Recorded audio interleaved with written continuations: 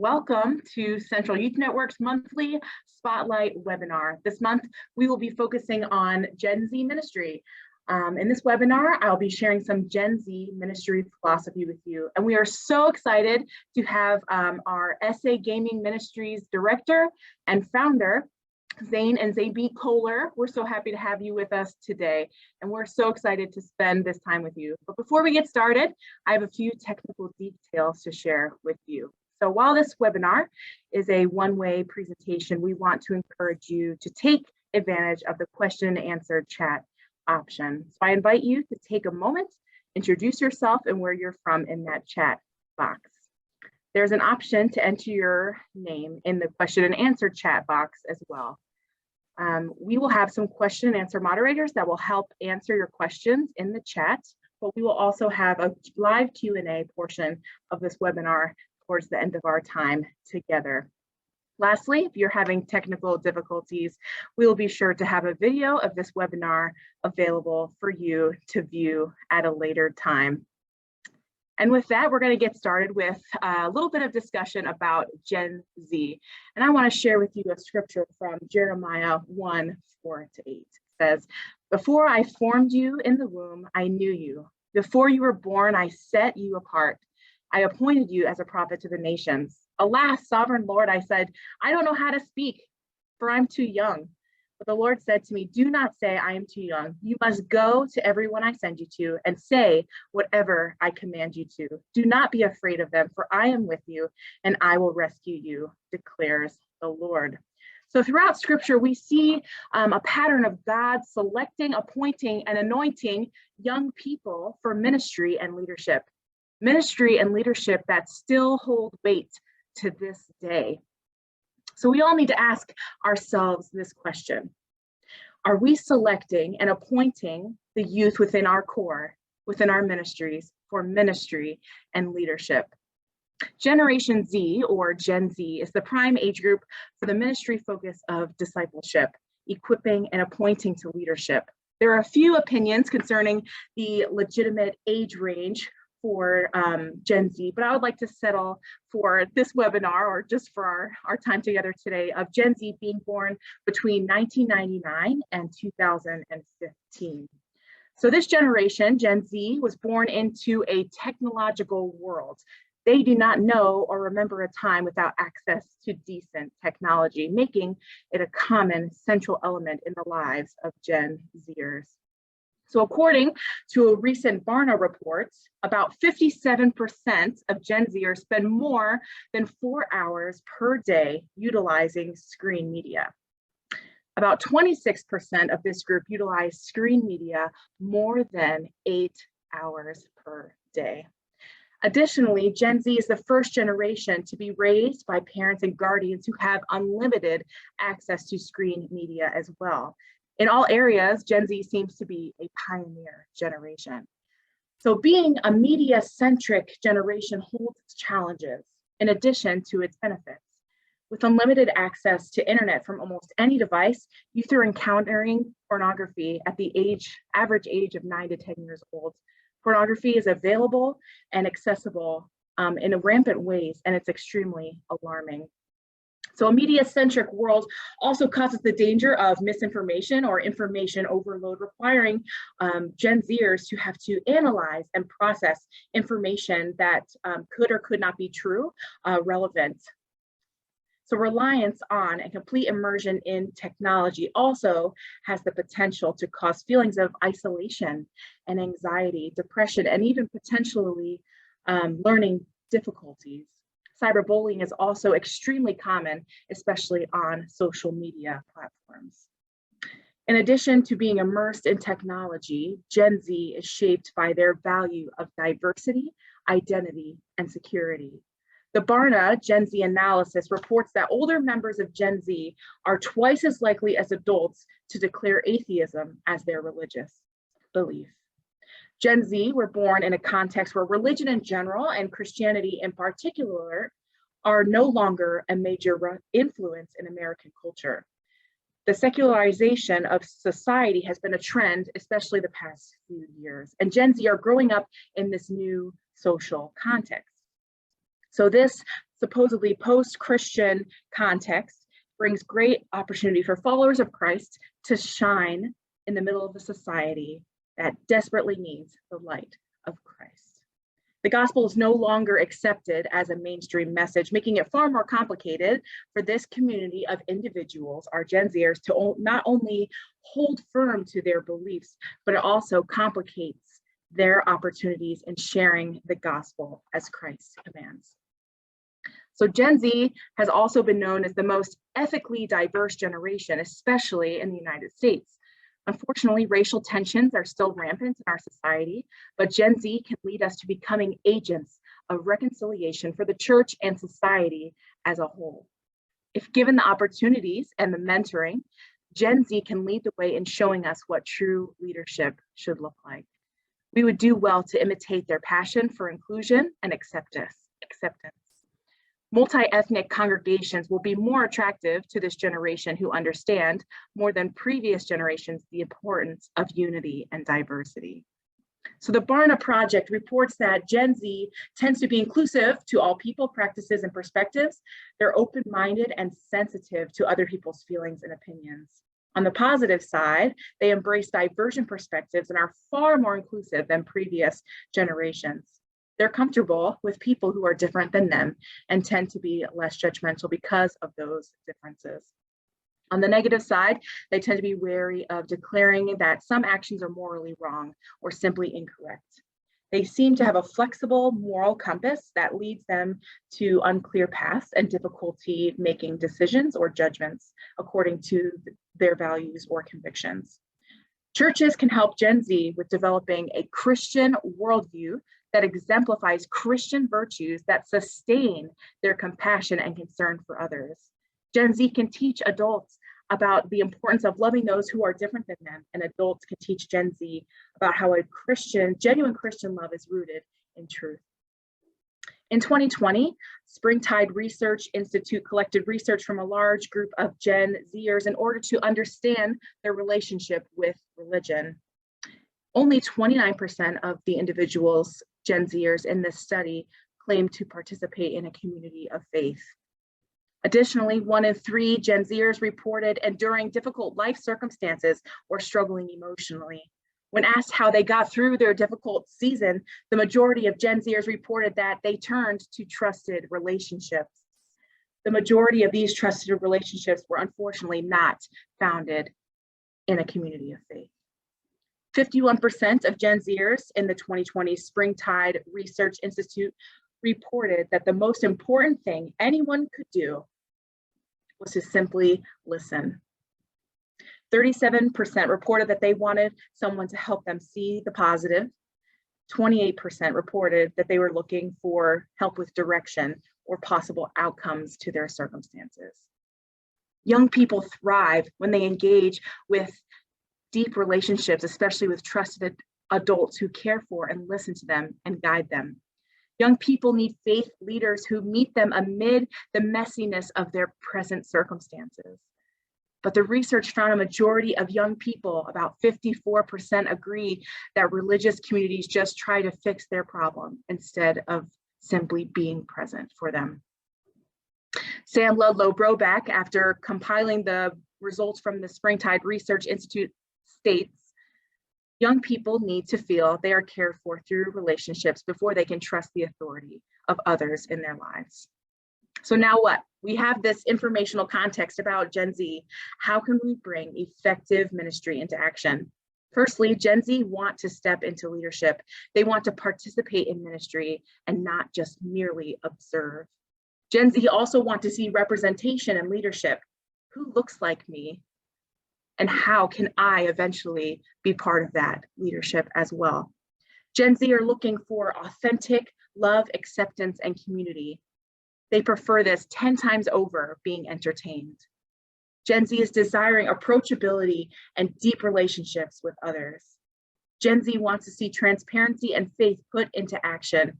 Words and good intentions are not enough. Gen Z want to put their own faith into action. Opportunities to serve, use their voices for change, and simply any opportunity to push for a better world is crucial. Finally, technology is your friend. I know we all were forced to take maybe a reluctant plunge into the mysteries of technology, especially at the start of the pandemic. However, I personally feel that some of us needed this push. Technology is a fantastic ministry partner, especially when in ministry to Gen Z. Peggy's going to put some just resources, articles, texts, books in the chat box for you that you can do some further reading up on Gen Z and ministry to Gen Z. She'll share those in the chat for you. And now this is the perfect opportunity to introduce you and bring on our friend Zane beat Koehler to present about SA Gaming. We are so excited to hear about this ministry opportunity. Thank you, Zane. Thank you for having me. I'm so excited to be sharing this with you guys, and actually hearing a lot of what you were saying, Katie, about what Gen Z is looking for with the safe space, the community, and all that. It's kind of exactly what SA Gaming is and what we've created. And I say we because, sorry, I think my voice is shot right now, sorry. I say we because SA Gaming isn't just something that I created, a youth department created. It's something that it's all about the community and what we built it to be. So I'm super excited to share this with you guys. Katie hit it spot on. It's all about community and a safe space, and that's what we have here. So I'm going to go through kind of just general information of what SA Gaming is. If you guys don't know what it is, thank you guys for tuning in. SA Gaming is crazy. We started back right at the beginning of COVID, and we're still going strong today. So I got this tiny presentation for you guys, and hopefully you guys can read it left or right. I was having issues from it going right to left, but we'll see. Anyways, Salvation Army Gaming, bringing the gospel to the gamer. That's our motto. That's our mission. So here we are. And like I said, in the beginning, we started off as CYN Esports, which simply stood for Central Youth Network Esports. Started back in February 2020 when the idea was pitched for a gaming ministry. I've had this passion for a long time, along with some friends, about doing some kind of gaming ministry, and we just could not find something to have it launch. COVID hit March 2020. The Discord server was created as a beta testing on March 13th. I believe that was actually the day, it was a Tuesday. It was the Monday or Tuesday when the world shut down. We started. Fortnite was our go-to game. It was really big at the time. We launched our very first event on Good Friday. We figured churches weren't going to be having in-person services, so if we could provide a time for them to be able to get a Good Friday devotional in, which was led by Captain Mike Hampton, our TYS, and it was great. And he actually was able to even incorporate Fortnite into the devotional, which is always great. Then the way to grow is by word of mouth, and we just knew that we needed to grow and expand for the ministry to be successful. So again, here is the first promo. It happened on April 10th. It was a Good Friday. We started at 6 p.m. But now we knew that CYN Esports could be bigger than just the Central Territory. So that's when we started making the change from CYN Esports to SA Gaming. And now where we're at now, the current state of SA Gaming, like I said, we realized it could be bigger than just the Central Territory. We have all types of game genres, whether it's a shooting game, puzzles, melee games, Pokemon. We kind of everything. We just added tabletop RPGs, so like D&D. We just added all that today, actually this morning, for people to chat in there and get games going in there. We have a website, salvationarmygaming.com. There'll be a link for that at the very end. I'll be able to show you guys that. So website, again, is salvationarmygaming.com. We do have merchandise that you guys can have as well, salvationarmygamingmerch.com. We have a monthly calendar that we release every month for territorial and national game nights. trying to move more to a localizing game nights, which I'll talk about more of that coming up. We're focusing on discipleship and leadership training within Discord and the Salvation Army gaming community. And I have a team of teens and young adults that help lead the community and everything that we do. But like they want to be with people at their same age and everything. So putting those teens and young adults in power of what they can control and lead others to are building respect and everything for the rest of the community. So it's great having the team that I have to help build SA Gaming. It's amazing. So this is what one of our monthly calendars used to look like. Started off very small. You can see what the games that we had there, and then moved towards something. This is last February, something way more intensive and busy. But the kids loved having all the game nights. It gave them something to do, gave them something to look forward to, which is great, which was awesome. So this is kind of where we're at now.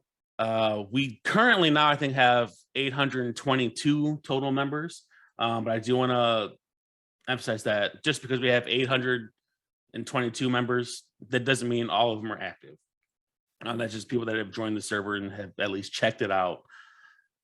So it's great seeing the high numbers, but now we're trying to focus on how can we keep everyone engaged out of the 822 members that we have.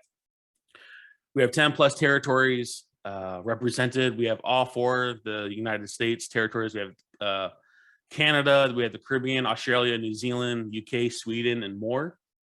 77% of the users are from the US, the other is 23%, and more than half have been involved for more than a year. So it's pretty crazy.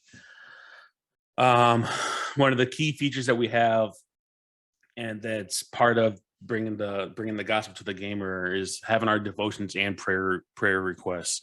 We've had weekly devotion series, and it's kind of turned more into now just having devotions available. And we've implemented a new thing where we have a verse of the day, where there's a new verse every day. So if someone wanted just some inspiration or anything, encouragement throughout the day, they can look in there and you're able to see all the scripture that we have in there. And I'll show you that as I get to the end of what we're talking about. One of the big things we have, which is amazing, is the prayer requests and the answered prayers chat channels. So the prayers can range from my dog is sick, which we've had, all the way up to I'm struggling with pornography, just like kind of what Katie talked about earlier. So the fact that we have teens and young adults sharing something that deep is pretty crazy, because most of the time I feel like we can all agree it's hard to get teens or the youth to open up something with that deep. And the fact that they're coming out in the SA gaming community and their prayer requests, knowing that they have a safe and positive community to support them with that, I think is pretty crazy and great. It's showing that they trust the community and they feel safe.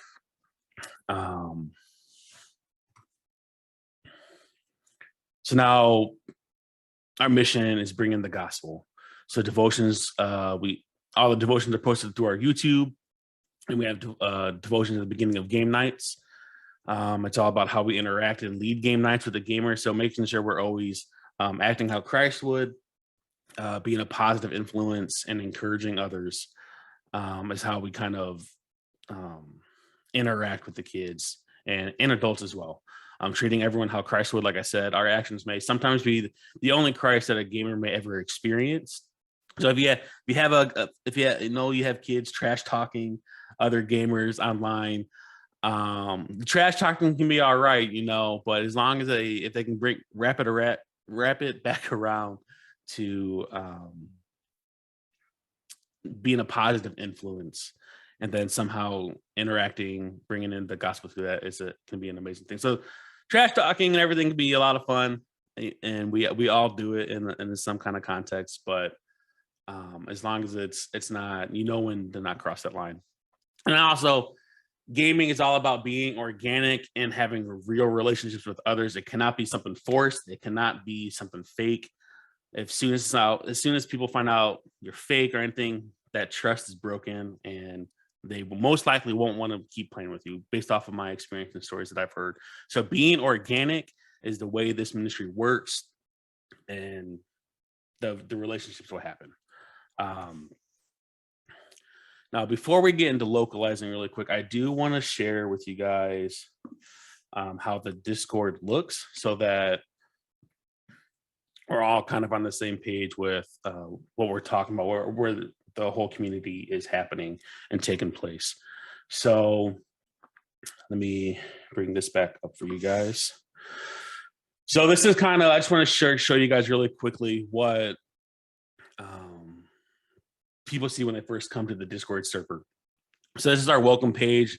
It has all of our rules and guidelines of what we stand for in the server.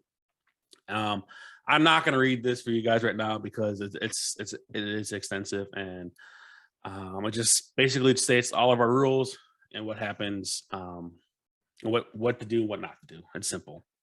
But people have to go through this and they read it and they can see everything that's happening, what we stand for, like I said, and then all of our socials. So everyone will see that.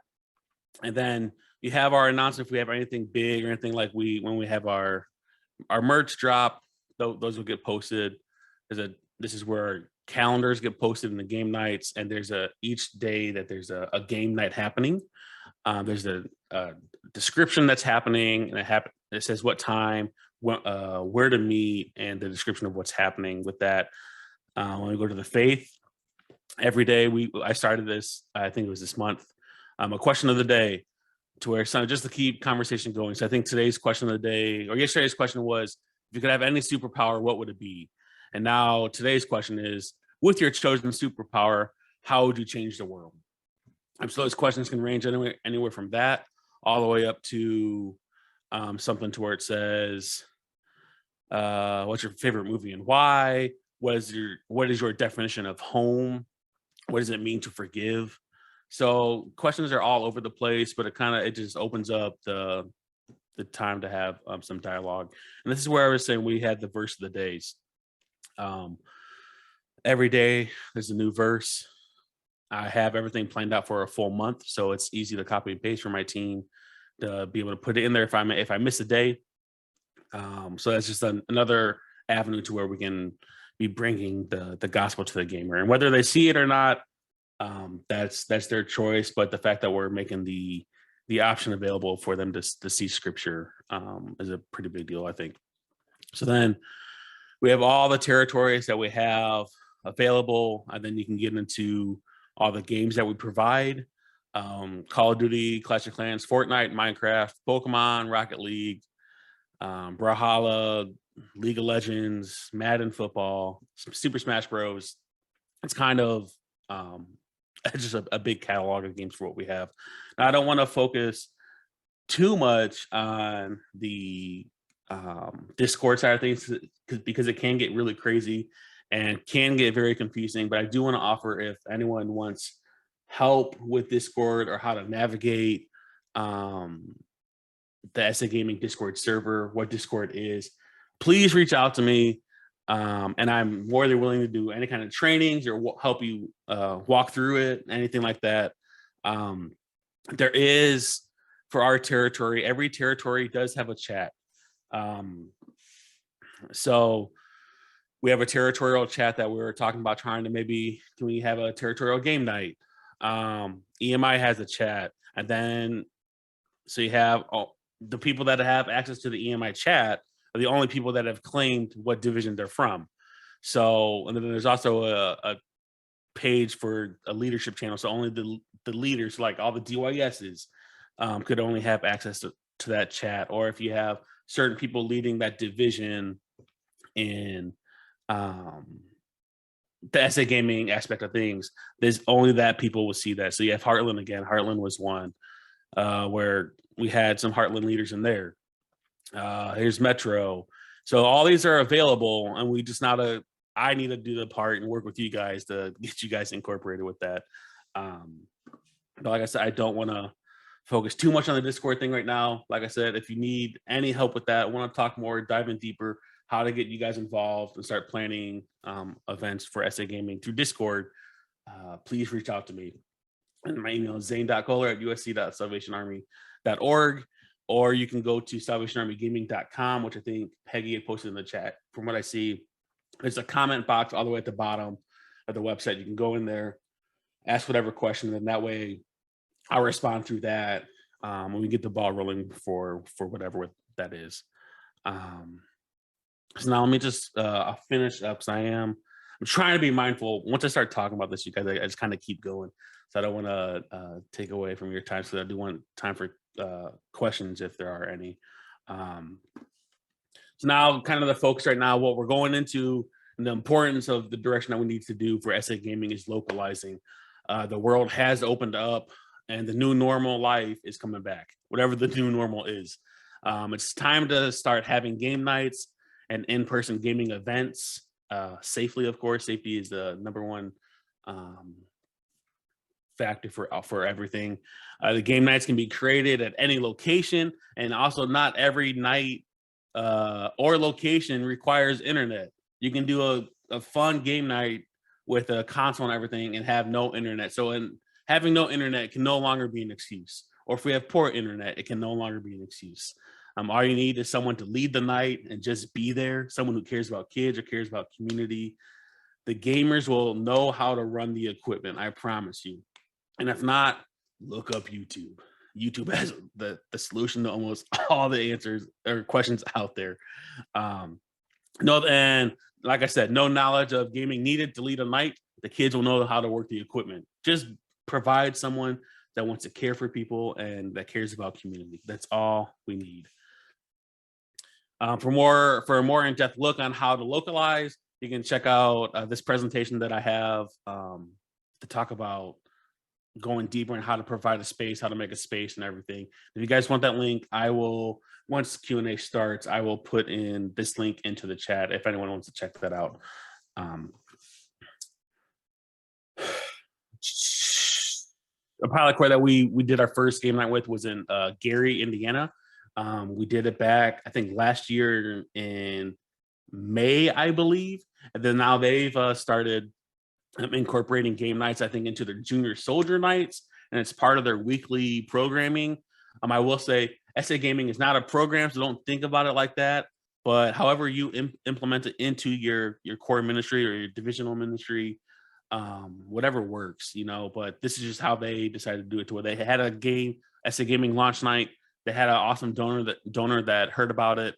They invested into the ministry. Now the ministry is a weekly thing, which is amazing. So it's just a little, and if you guys want to hear the full story about how that, I can also share a document that we did for a recap with the Gary Maryville, Indiana Corps. And here's, if you guys have phones, please check it out. This is the links to Discord, website, merch, our socials, and more resources. There's even in the resources, there's a starter kit document that you can put in there to kind of talk about what's it take to get started at the Corps. It tells you what equipment you need and what console I recommend getting. And again, I can share that link in the chat as well. I think now, I believe that is the end. Yeah, any questions? So Katie, if you want to come back on, I hope this is what we were looking for in all this. I tried to really condense it down, because once I start talking about it, you guys, I want to keep going, because it can just keep going deeper and deeper. And I have I can just keep going. So if you got questions, or Katie, let's get to it. I love talking about it. Let's go. Yeah. So we have our first question from Blake Fuel. He's asking if a Corps wanted to develop a gaming space for in-person events, would gamers prefer to bring their own consoles, or is there a certain type of console or game system that you would recommend the Corps purchase or own? For sure. So what I'm trying to do, at least for any events that I'm putting on, I would always first recommend that gamers don't bring their own stuff, just because, one, liability. If someone's bringing in a new Xbox Series X or a PlayStation 5 and that gets damaged, I don't know who that's going to fall onto, but having it's say if you have 20 kids there, you could face the possibility of theft. I mean, most likely it won't happen, but that temptation is there. Or damaging your equipment. If you have actual physical games, people walking off with that or controllers, whatever. So I will always make that the first recommendation, not to have them bring in their own stuff. However, on the contrary, let's just say if they're bringing in NBA 2K, maybe all of their, sorry, my dog's like coughing up a hairball. If he oh man, I'm sorry. If all their content, all the downloaded content and stuff is on their personal devices, maybe that's kind of like a limitation of what you could do in person if you have your gear instead of their personal stuff. That could be one thing, but I think now you can kind of log in with your account at any device.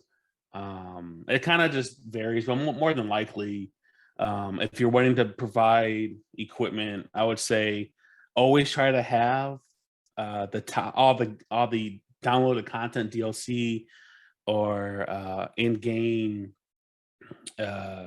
purchases or something available, so that way you're always going to have all the top stuff available for people. So question one of what you asked Blake was that I wouldn't recommend people bringing in their own things, only if you know that, let's say you can have 30 people coming and you only have one device that maybe only 8 people can play up to. If you guys feel comfortable with it and the gamers coming feel comfortable with bringing their own stuff and maybe setting up their own LAN tournament, I'm totally fine with it, just because it offers more possibilities to do so. So it's kind of just, if you're comfortable with it and the gamers are comfortable with it, knowing what could potentially happen, that'd be fine. But what I would recommend console wise for our core to get, I will always recommend this: get the Nintendo Switch. They just came out with a new version back in, I think it was October. A little bit bigger of a screen or whatever, but it's amazing. Almost all Nintendo games are all party-based games, to where you don't need internet for most of them, which is amazing. So if you have a location, or even if you want to go out to camp, where we know our Salvation Army camps, they don't have the best internet. You don't need the internet to play. You have Super Smash Bros. You have Mario Kart. You have Mario Party.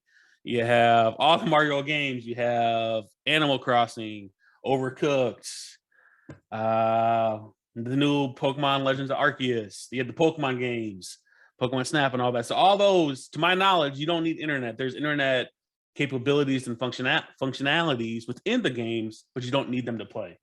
Now, if you were to take a Xbox or a PlayStation out there, most of those games you have to have an internet connection to play. So I would always recommend putting out and getting a Nintendo Switch. You can, depending on the games, you could have up to 8 players on one device. So that kind of beats out Xbox and PlayStation as well, where typically you can only have one gamer, maybe 2 gamers per TV or per gaming station. So Nintendo Switch having 8, I think you could also go up to 16 maybe on one device. But again, yeah, Nintendo Switch all day. It's the cheapest one too. I think it's $200 for the normal. I think $300 for the newest one. I think. Don't quote me on that, please, but most likely it's between that $200-$300 range. I'm pretty sure. The only cost thing would be controllers and more Joy-Cons is what it's called for Nintendo Switch. That's the only thing that might get pricey for that, but it's Nintendo Switch all day. No internet required for most of it. And you can get the games downloaded, or you can get the little discs or the SD cards to put them in. So that's what I would recommend, Blake. If you want to talk about more into it, like I said, reach out to me. No problem. Awesome. Is there an SA gaming app, Zane? There is not. I mean, we work through an app called a social platform called Discord.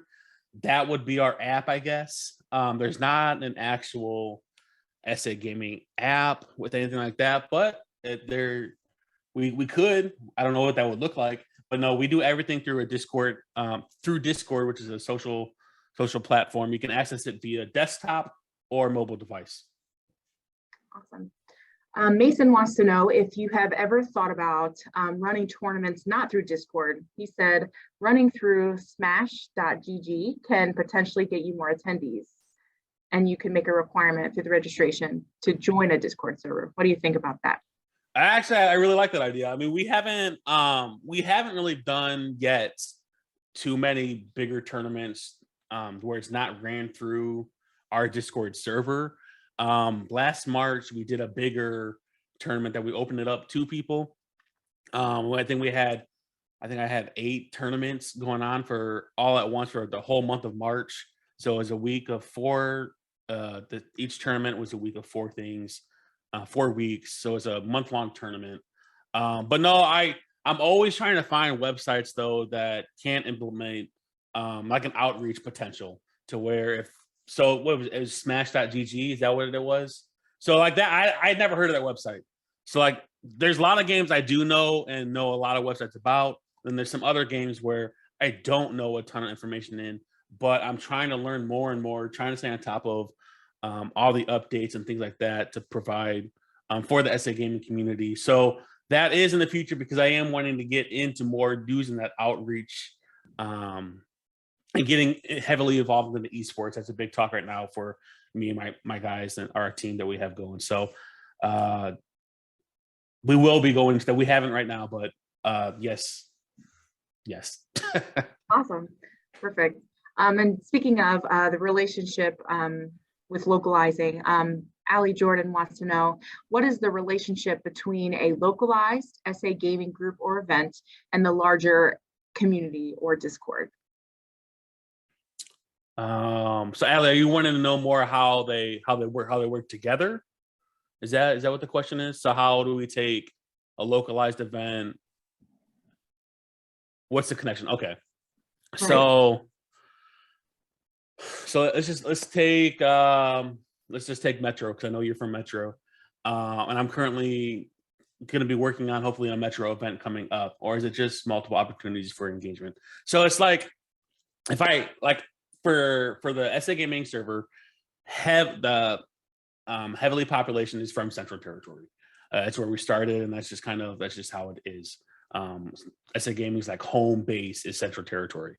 So making it go localized, if we have gamers within the SA Gaming Discord community to where they know that a gaming event's be happening in their division or at a core. Now, when I say localizing, that could be at a core level or a divisional level.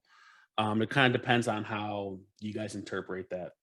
So let's just say at a divisional level for right now, we know we have gamers in the Metropolitan Division right now, and we move that to a divisional game night.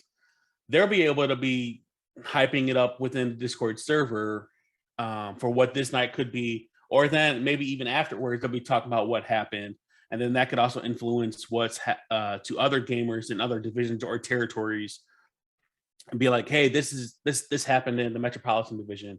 This is what it could look like if they're sharing photos and things like that. So having the talk and gamers in the overall Discord SA gaming community, I feel like could really benefit maybe attendance or the hype around having an in-person thing, and also kind of vice versa, to where having a divisional thing, maybe attention is going to come from having a localized event where they're not a part of the Discord server. Maybe they're just some kids from the neighborhood to be like, hey, video gaming, sure, let me go over to it. And then now we have that connection, like, hey, here's what Discord is. If they don't know what it is, join our server and you're going to open it up access to 800 plus people that are ready to play with you. And then also you're inviting people from a physical space into a more positive and encouraging environment instead of playing in a very toxic community, what they could be used to. I hope that answers your question, Allie. I hope. Perfect. Lindsay would like to know, can you recommend a specific gaming system that is preferred or works better with a larger group of people? Yeah, so again, kind of going back to what Blake's question was, what I would recommend, guys, Nintendo Switch all day long. If you got any questions about what Nintendo Switch is, it's a portable device. I have one right here. It's a portable console. Looks just like this. Well, this part at least. The Joy-Con controllers can be any, I think, any color. You can get them customized. I'm gonna pull up as well where you can get it. I think you can get it on Amazon if you use Amazon. But the newest one that came out is white and black. Here, this one from Nintendo Straight Direct is $350. So this is it right here. This is what you're gonna want to get, or you can get the older version, which is $300. So I guess cross out the $200 like I was talking about. I guess it's $300 right now. So you got this is the original version, and this is the new version that just came out. Either would work great. It's compared to what an Xbox or PS5 costs. I think that's probably about half what the price is. But for depending on, like I said, depending on the game, you could have up to 8. I think some can go up to 16 players per one console, and you just need to make sure you have a Joy-Con for each player. But like I said again, you don't need internet for most games. Everyone will try to say, or not everyone, but people will try to say, we don't have internet, we can't do this. This is the easiest solution. You need one TV. You can put on a big projector. If you have a projector in your chapel, some people don't want to do gaming in the chapels, maybe. But if you have some or portable screen projector and everything, set that up to it. You can have a big space. There's some couches in there. But guys, Nintendo Switch all day long is what I recommend. And all the games are super family friendly. Nintendo is all about including everyone, and they don't really focus on those big single player games. They're all about party games. So like I said, I recommend a Nintendo Switch all day for in-person stuff. Perfect. Awesome. How can a course start an SA gaming ministry, Zane? Like we mentioned earlier, you guys, we are not sponsored by Nintendo. Just wanted to throw that out there. But Nintendo, if you're watching, which I know you aren't, we'll take sponsorships any day. No, so the easiest way to get a game night started is just sorry guys, I'm reading the chat too. I'm so used to like streaming and everything, where as soon as that stuff come in, I want to respond to it right away. So I'm trying not to. I'm trying to remain professional with this for the work setting. But no, to get the game night started, really, like I said earlier, all you need is just someone who cares. One that maybe they don't even have to be a gamer. Like I said, there's someone who cares about ministry, loving on people, and community. They don't have to know how to run how to set up a switch.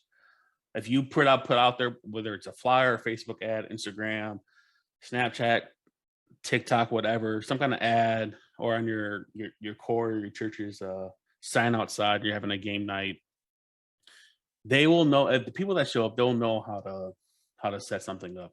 The game night that I did in Gary, Indiana, I think the lowest age we had was maybe 6 or 8 or something. They didn't know how to play the game, but they had like the time of their lives. And it's just providing someone that cares about ministry and community. That's really all you need. And if it can be as simple as maybe that is the time where you do invite people to bring their own stuff. If you got, I need to post that link in the chat for you guys about how to localize and what it takes to actually go into it. I did a workshop or a class in the Eastern Territory about localizing it, and that's what that presentation is from. And then if you and that Linktree link, there's a resource about it's a SA gaming starter kit, to where again it's talking here. There's a Nintendo Switch in there.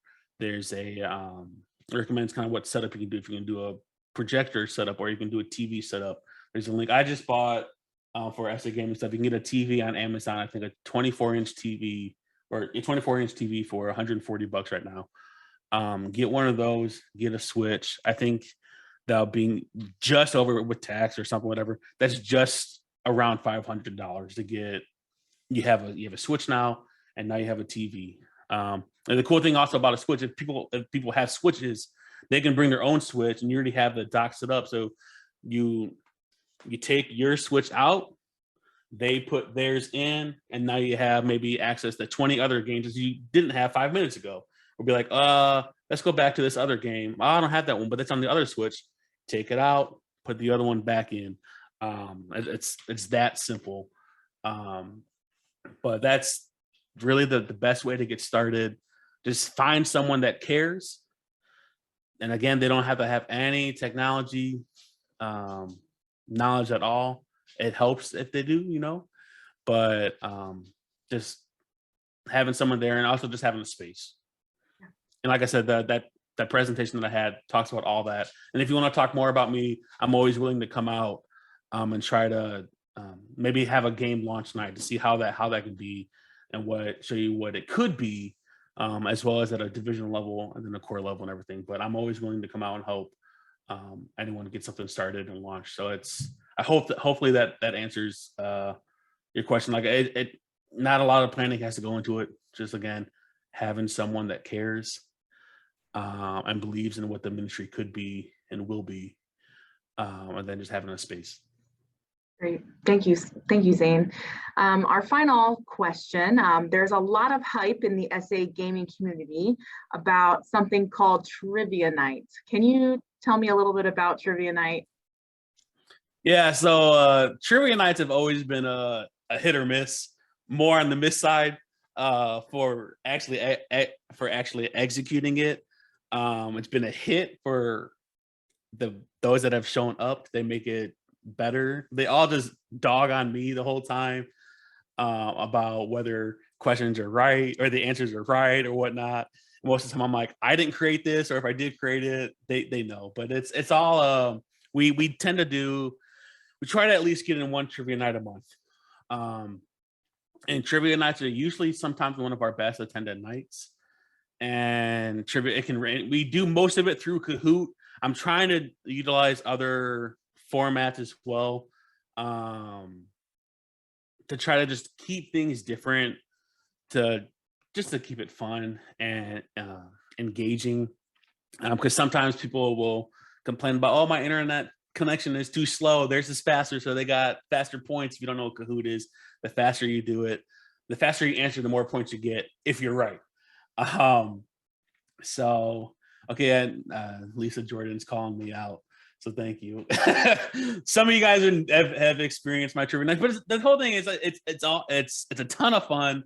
And we've done Disney trivia nights, we've done Christmas history. We've done Pokemon, we've done Marvel. Just kind of, if someone wants a themed night, I got you. I've started to use other already created trivia nights, or other trivia questions, and we found out that they're either outdated, or they'd be like, this came out, like, when was this made? If this was made in 2012, then everything past that's not going to be an answer or something. So it's kind of all over the place, but it is a lot of fun, and I can't wait to do that kind of stuff in person. If you guys want me to host it, I would love to. Or if you want me to create all the questions and put someone up there like Lisa Jordan, to where they got to read my questions, they have to deal with all the stuff that I had to put together, that could be a lot of fun too. So trivia is a lot of fun, and it can be a hit or miss, but I feel like both ways are a plus in our books. So. Awesome. Well, that's all we have for today. Zane, thank you so much for sharing your vision and your passion for the gaming community and reaching them for Jesus and building his kingdom through that way.